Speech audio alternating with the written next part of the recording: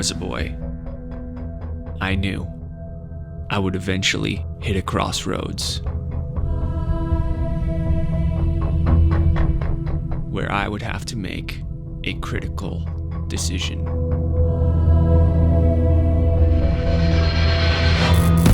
.422 10-bit, magnesium alloy, 4K up to 120, all intra, beginners, intermediate, pro shooters.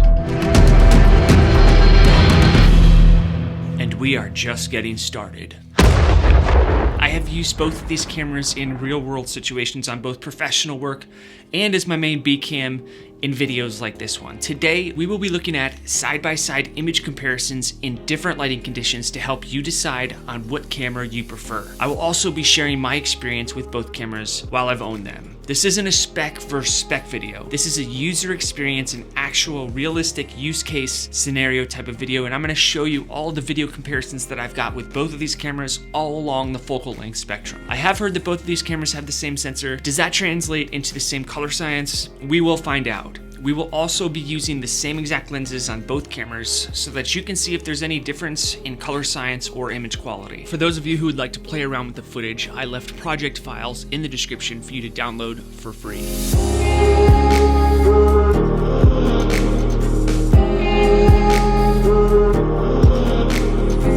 Thanks to B&H Photo, I was able to get my hands on not only the lenses that I requested, but 2 of each, so I didn't have to keep on removing the lenses and then putting them back on the cameras and then having to re-expose everything. It becomes a bit of a hassle. The APS-C lenses that I used for this video comparison are as follows. The Viltrox 13mm f1.4 as a wide lens for some low light shots at night in a downtown area. The Sigma 18-50 f2.8 as my all-around lens while I was out getting some B-roll, and I was mainly shooting in 4K 60 with that lens. I used the Sony 18-135mm f3.5 to 5.6 for some downtown shots during the day and some vlogging, and the Sigma 30mm f1.4 for some cooking shots and product shots on a slider. My goal is to show you the different looks that you can get with these different lens setups. This way you will know not only which camera you like better, but also what lens you prefer to go with it. For those of you who are still undecided about which one of these 2 cameras is right for you after this video concludes, I made a camera quiz that may put you in the right direction, and I'll leave that link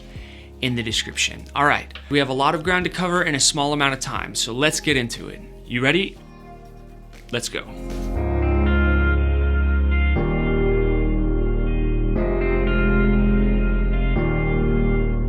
If you've been in the market for a new Sony camera recently and you're in this price range, you've seen the many available options that are out there. Both of these cameras are similarly priced and marketed towards different users. So the question becomes, which camera is better for you and what you're doing content creating wise? To get to that answer, we will explore their usability, look at their similarities and differences, and most importantly, talk about that image quality.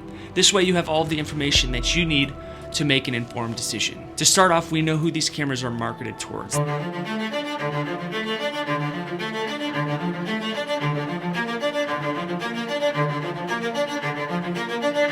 The 6700 is more for content creators and vloggers, and the FX30 is more for small-scale production and social media videos, according to Sony's website. But ultimately, I would say that both of these cameras are for aspiring professionals. YouTubers are more inclined to pick up the 6700 because it's easier to pick up and start using, and it has a ton more auto modes like auto reframing and some AI functionality like internal time-lapse, and it's small and portable. Filmmakers would be more inclined to pick up the FX30 because it has a built-in fan, it has 5 quarter mount mounting points for accessories, 2 SD card slots on the side, and with the firmware update, you can now get 4K DCI and anamorphic D-squeeze, which is a pretty big deal for a Sony camera. But before we get into the nitty-gritty on the differences, let's talk about the similarities.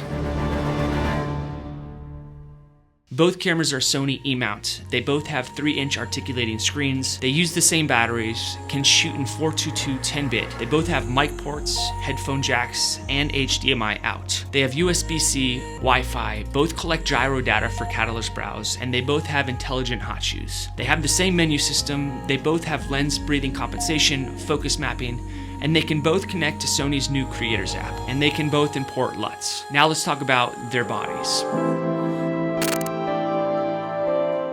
Both cameras are very durable with dust and moisture resistant bodies, and they're both made of magnesium alloy. The 6700 is smaller and lighter than the FX30, which someone might prefer because they might be a travel content creator or someone who likes that quick on-the-go setup. It's super portable and small and lightweight. The FX30 is meatier with a further extending hand grip, and the display sticks out a tad rather than the display that inserts into the actual body of the 6700. The LCD screen on the 6700 has 1.03 million dots, and the FX30 has 2.36 million dots. And I know the popular view is it doesn't really matter, but to me it does. When you're out in the field shooting and you're in a high key environment or that sun is just shining down on you, it's pretty tough to see the display on both of these cameras, but it's easier to see on the FX30. And that's a good thing because this does not have an EVF like the a6700. So if you're not hooked up to an external monitor and you don't have focus peaking setting on your screen to ensure that you're nailing focus, it's gonna make it a lot more difficult to see if you're only using the display. I've come home before after a long day shoot and thought I was focused in on something, and it turned out that I wasn't because I was using the display and it was just a tad off focus, even though I was using focus peaking. But when I use the EVF on the 6700, I never have that issue because it's a lot easier to make sure that you're nailing focus. Just keep those things in mind when you're shopping between both of these cameras. Although both screens are touchscreen, the 6700 has an updated touchscreen where you can change the exposure settings and swipe left and right for some quick menu setup settings. But I try not to touch the screens on either the FX30 or the a6700 because my fingers will release a little bit of an oil like you get on smartphone glass, and I just think it makes it look ugly, and it actually makes it harder to see the display too, so I'm constantly having to wipe the display off. So I try to keep all of my touching of the cameras on the outside on these custom buttons and the dials rather than touching the display.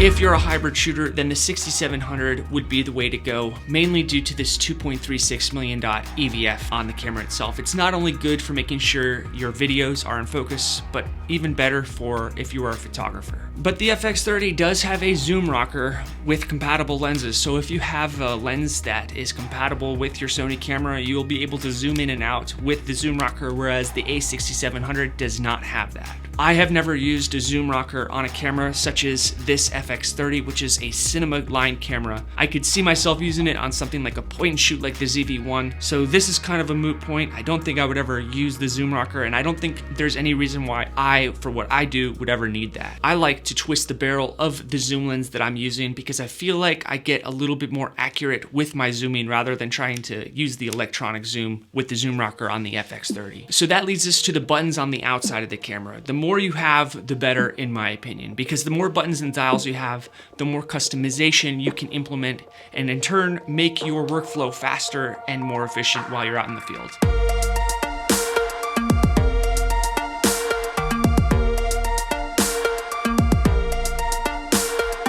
Clearly, the FX30 wins when it comes to more dials and buttons, along with more quarter mount threads on the outside for accessories. But between these two cameras, what's more important to me is the mounting points on the outside over the buttons, because that means you can add more accessories to your FX30 and really build it out into somewhat of a rig. And when you build a camera rig out of the FX30, it really does turn this camera into a powerhouse.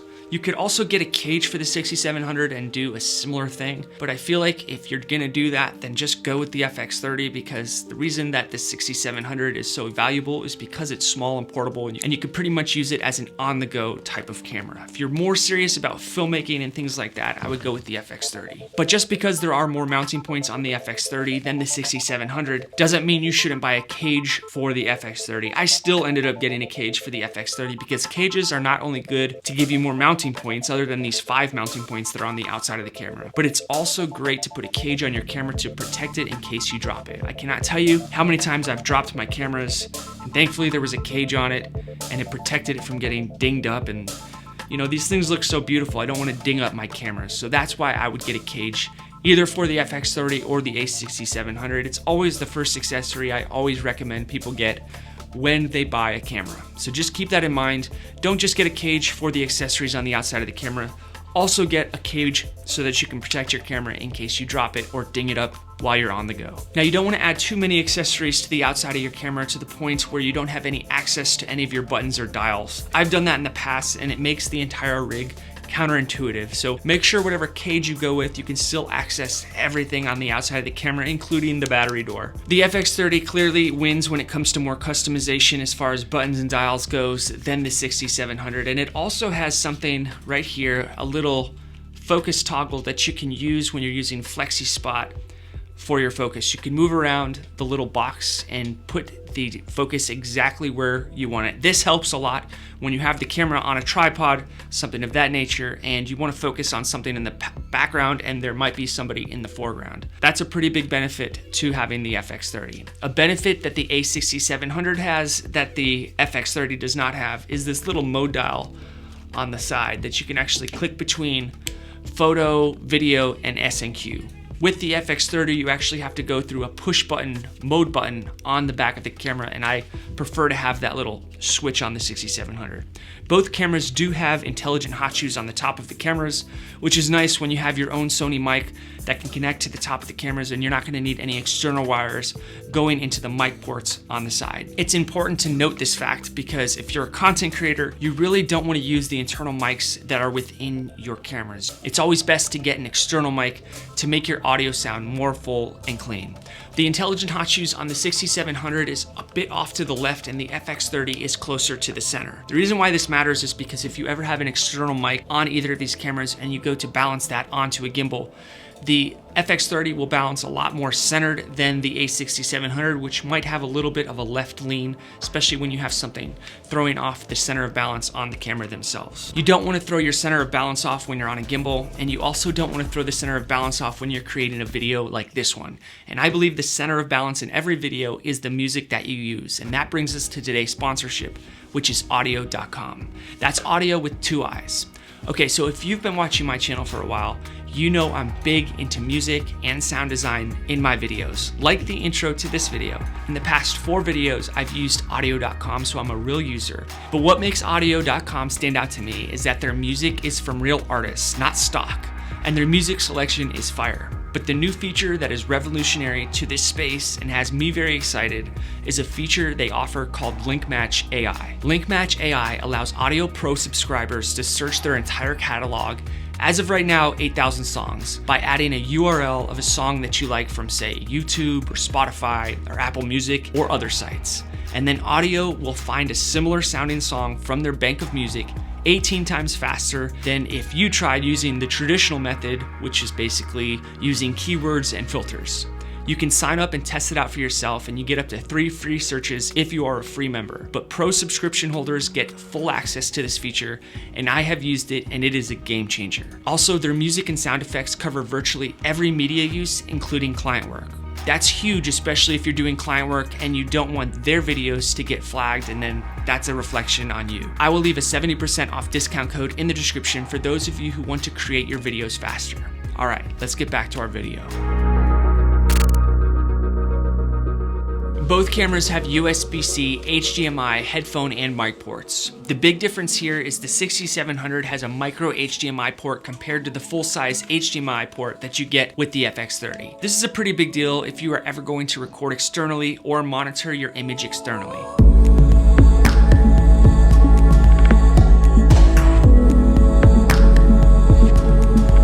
I used to use the Sony a7 III as my main alpha cam, and the micro HDMI port. The HDMI port became loose over time and eventually stopped working. If you ever throw the a6700 or the FX30 up onto a gimbal and you have to monitor your footage by putting a monitor on the gimbal itself so you can look at your footage, eventually it's going to become loose and probably break, whereas the FX30 has a full-size HDMI and I've never had any issues when I throw this guy up onto a gimbal. So if you are on set and you're constantly moving and putting cables in and out, you want to have a large size HDMI so that you don't have the problem that I have with micro HDMIs. Another huge advantage that the FX30 has that the a6700 does not have is in 2 card slots. You can actually even put CF Express cards in here. And that makes it nice for 2 reasons. Number 1, you can actually have a backup recording of your footage or your photography, whatever you're doing, and you can just have that peace of mind to know that there's a backup. The second reason is you can actually set it up so that you can record to one card at first and then continue on to the next card after the top card fills up, if that's the orientation of how you want to record. This means that you can record twice as long with the FX30 than you can with the 6700. Now, a lot of people say that the 1 card slot for the 6700 makes this a camera that you really can't use for client work, but I'm gonna have to go against that and say you can. I've never had ever an SD card go corrupt on me in the 6700 or any Sony camera for that matter. So just because it has 1 card slot doesn't make me nervous. I do think it's a huge perk that the FX30 does have a dual card slot. Out of the box, the 6700 is much easier to go out and start filming with. But with anything, just like the FX30, you go out and you start practicing with it, then it becomes second nature and it becomes a lot easier to use. The FX30 is made to be a mini cinema camera. So if you are into filmmaking, you'll be able to use anamorphic lenses and view that de-squeezed image on the display. Whereas if you shoot anamorphic with the 6700, the whole display or the image will look smushed and then you'll have to de-squeeze it in post-production. Before the firmware update came out for the FX30 that gave us anamorphic de-squeeze, I used to have to shoot externally onto my Ninja 5. And thankfully the Ninja 5 has a de-squeeze function so I could actually monitor what the footage looks like.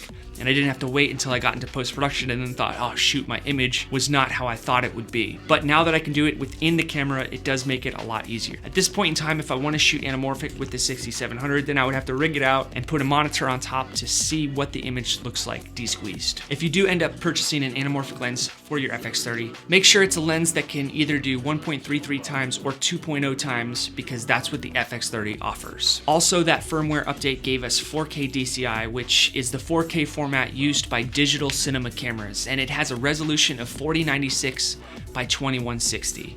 Both cameras have sensor shift 5-axis stabilization, and I was curious to see if the AI chip in the a6700 made the stabilization better than the FX30, and I'm not so sure I was convinced of that, as you can see in these stabilization tests. I was walking handheld and I did have active stabilization on both cameras, but I don't have the steadiest of hands in the world, so you'd probably get a better looking finalized image if you have steadier hands. But this is just to give you a good contrast between these two cameras. Both cameras do have rolling shutter due to their electronic shutter, which is especially noticeable when you're shooting with longer lenses. If you're shooting with a zoom lens, I highly recommend you pick up a monopod like the YC Onion Pinetta to stabilize that rolling shutter. And even though the gyro data in both of these cameras can fix the rolling shutter in Catalyst Browse, remember that this creates an extra step that you have to take in post-production. When it comes to overheating, the smaller body of the 6700, which has no internal fan, has a very unpopular reputation for overheating, especially in warmer climates. It has never overheated on me, but I've never been in a situation where I've been doing long, continuous 4K 120 or 4K 60 shooting in hot environments. I just shoot a bunch of shorter clips, like 20 to 30 second B-roll clips in 4K 60 or 4K 120, so I've never had an overheating issue. The FX30 does have a bigger body and an internal fan, so the likelihood of it overheating would be far less than the 6700. This is very important if you ever want to do client work. I would go with the FX30 because the last thing that I would want to have to tell a client is,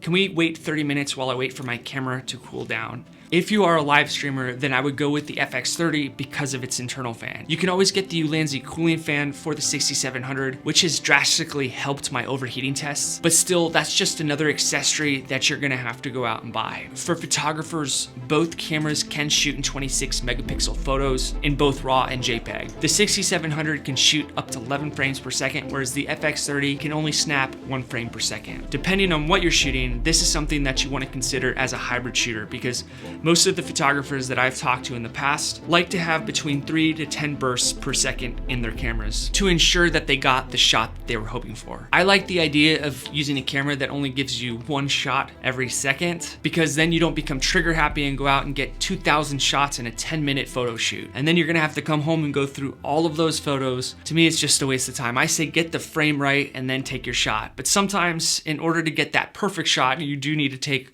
2,000 photos in 3 minutes. The autofocus out of the a6700 is better, not only because it has that AI chip, but also because it gives you different options of different things that you can focus on, like planes, trains, animals, birds, and insects, whereas the FX30 only allows you to autofocus on things like humans, animals, and birds. And speaking about the AI chip, you also get that auto reframing with the 6700. If you're a solo content creator, this is huge because it makes it look like someone is filming you. The FX30 does not have this feature. Another neat thing that the a6700 has is internal time-lapse, where you can literally record your time-lapse and it seams the images together as a finished video and you can export it just like that. Whereas the FX30, it does it the old way. You have to go do interval shooting, and then after that you have to seam the images together in post-production, and it just makes an extra step. It makes me not even want to do time-lapse with the FX30. The FX30 does have timecode though, which is really nice if you're on set and you need to make sure that you're timed up with other cinema cameras that are on set. This is us vlogging with the a6700. I want to see what the sound sounds like. We're kind of in a busy little city here, and I'm at arm's length and I'm walking. I have active stabilization on the 6700, and I want to see how the FX30 handles this same type of setup while you're vlogging. All right, so now we're vlogging with the FX30. I have the Sigma 18 to 50 millimeter lens on the end of it. I'm trying to hear what the sound sounds like, especially in this noisy environment, this little city that we're in. And I'm comparing this vlog shot compared to the 6700 because I'm kind of interested to see how this all looks when we put it in a side-by-side comparison. And here we have the Sony a6700. I am shooting in S-Cinetone on both of these cameras to see what that image looks like kind of straight out of camera.